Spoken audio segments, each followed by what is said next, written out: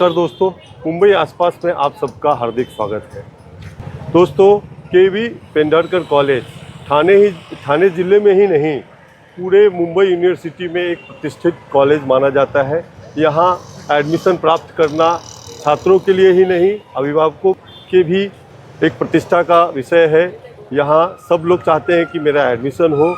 इसी कॉलेज को गत सितंबर से बिना अनुदानित यानी कि ऐड ख़त्म करने का प्रयास यहाँ के कॉलेज प्रबंधन कर रहे हैं।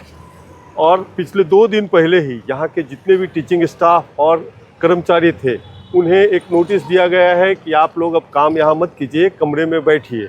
जिसे ये कर्मचारी लोग अपने आप को हरास मान रहे हैं और इसके विरोध में आंदोलन की तैयारी में है।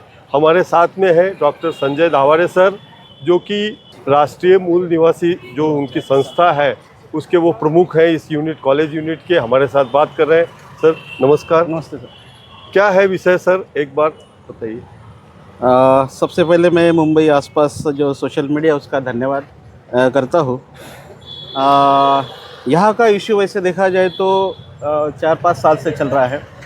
ये कॉलेज जो स्थापन हुआ था 1979 में, तो बहुत एक अच्छा ऑब्जेक्ट लेके डोंबिवलीकर के जो बच्चे हैं उनको अच्छा एजुकेशन मिले और सस्ता एजुकेशन मिले और अच्छा ऑब्जेक्टिव लेके ये स्थापन हुआ था।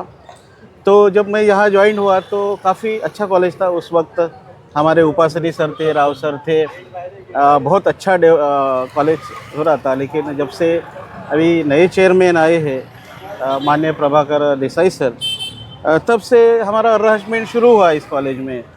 उसके पहले हरासमेंट नहीं था, छोटी छोटी बात के लिए हरासमेंट होता था। इवन इतना ही नहीं कि एक मिनट का हिसाब, काम का हिसाब 1 मिनट का, और मांगते थे। बड़े हरासमेंट हमारा हुआ है। और इतना ही नहीं,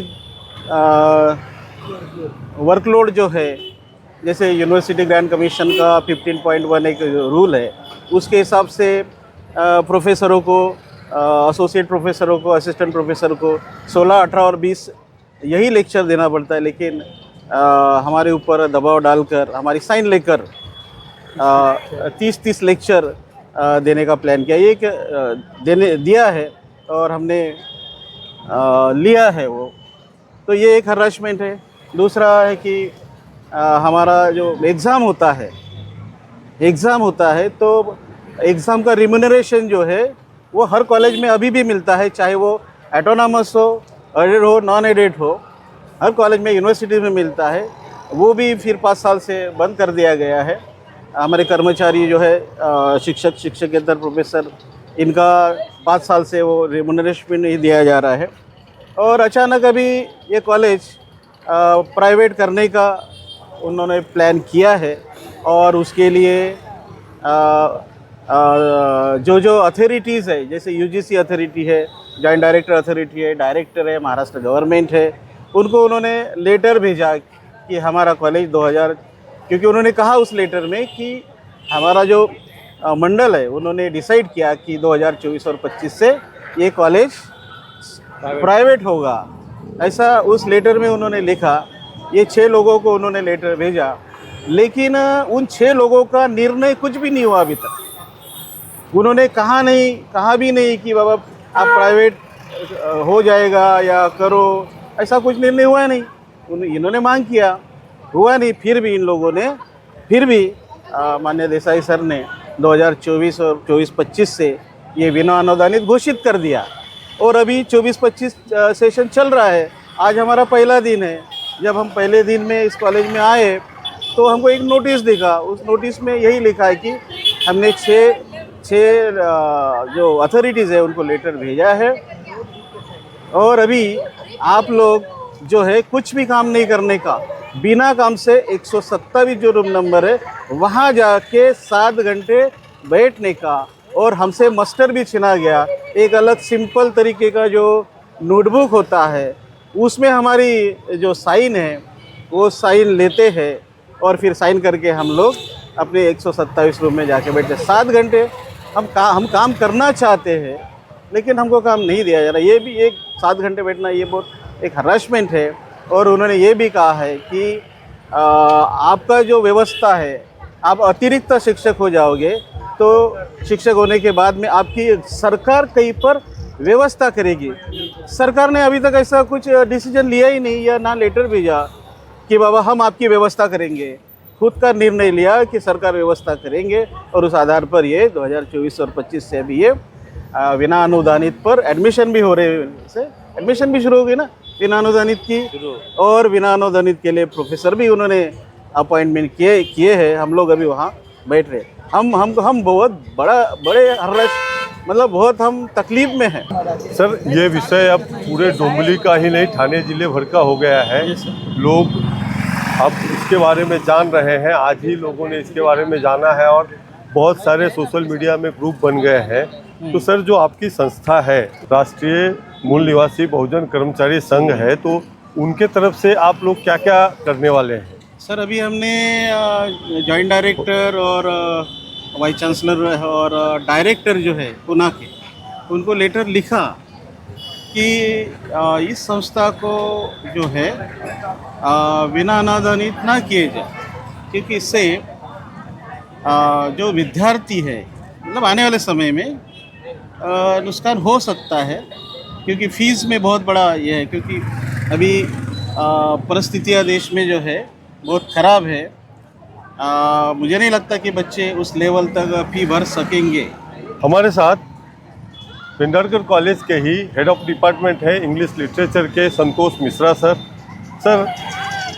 बिना अनुदानित जो विद्यालय में एडमिशन होता है या फिर अनुदानित, जो पहले लोग 1000, 2000, 3000 में पूरे साल शिक्षा ग्रहण कर लेते थे, अब जो अनुदान खत्म होने पर यही शिक्षा छात्रों को 10, 20, 50 हज़ार रुपये खर्च करके साल भर में ये करना पड़ेगा। यहाँ कुल हर साल 5000 से ज़्यादा छात्र पढ़ते हैं, उसमें कुछ बिना अनुदानित भी रहते हैं और कुछ अनुदानित। सर इसमें क्या आपको क्या लग रहा है, इसमें क्या फ़र्क पड़ेगा? देखिए सर, राष्ट्र में जो शिक्षा पद्धति चालू की गई, विश्वविद्यालय की स्थापना हो या कॉलेज की स्थापना हो, उसके पीछे एक ही उद्देश्य रहा है कि समाज में चाहे वो निर्धन हो, चाहे वो अमीर हो, चाहे वो पढ़ा लिखा परिवार हो, चाहे वो गरीब हो, सबको समान शिक्षा मिले और सस्ती शिक्षा मिले। इस उद्देश्य के साथ जो है कॉलेजेज, सरकारी कॉलेजेज, अनुदानित कॉलेजेज और यूनिवर्सिटीज़ का इस्टेब्लिशमेंट हुआ।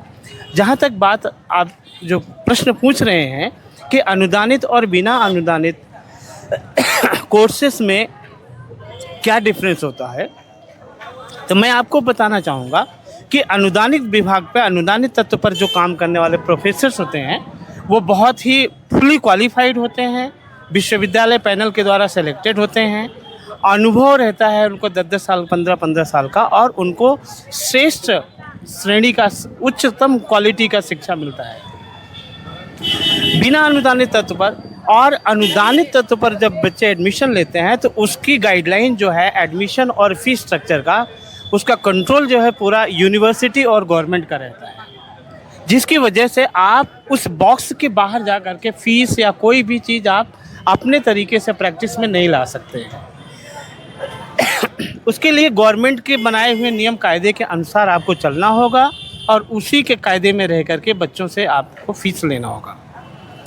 बिना अनुदानित तत्व पर अगर आप करते हैं तो जाहिर सी बात है विश्वविद्यालय का परमिशन होता है और आपको छूट रहती है कि आप चूँकि आप संसाधन दे रहे हैं, प्रदत्त कर रहे हैं, प्रोवाइड कर रहे हैं, सोर्सेज दे रहे हैं, इसलिए आप फी लेने के लिए आपको परमिटेड किया जाता है। तो आप चाहे टीचर को 10,000 दो, चाहे टीचर को 50,000 दो, चाहे बच्चे से 50,000 फीस लो, चाहे 20,000 लो, चाहे 10,000 लो, कंट्रोल पूरा मैनेजमेंट का रहता है। मेरा जहाँ तक मानना है ये है।